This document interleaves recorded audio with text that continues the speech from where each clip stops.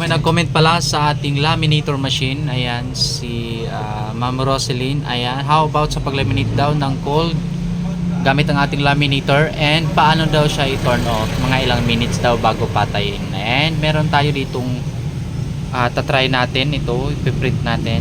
And ayan siya, na-print na natin siya. And ayan siya yung ating ilalagyan mamaya. And ito yung ating gagamiting photo top. Ito yung cold laminating film photo top, and naka-glossy siya. So lalagay muna natin to ng photo top, tapos tsaka natin ilalaminate sa ating laminator machine.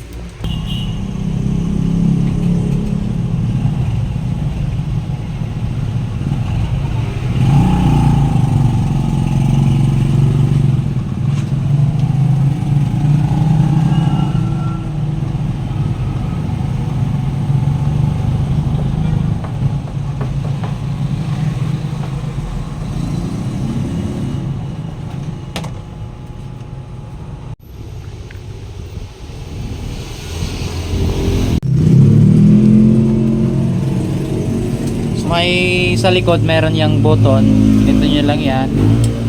Then pag mag power on, ayan, pag pindot nyo dito sa likod, power on, kulay red, then pindutin nyo tong button na to. Pag pindot nyo yan, ayan, nakasit na yan, pindutin nyo pa ulit po, bali dalawang pindot para mag cold. So cold po, meaning wala po tong hindi po siya umiinit.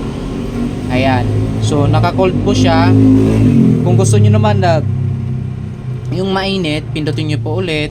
Then, isang pindot for mainit and isang pindot for cold. Okay?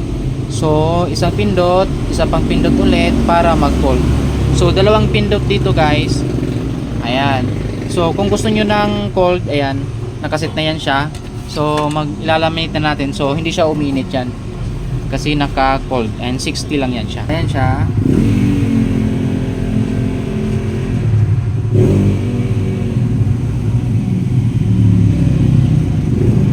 Hintayin nyo lang.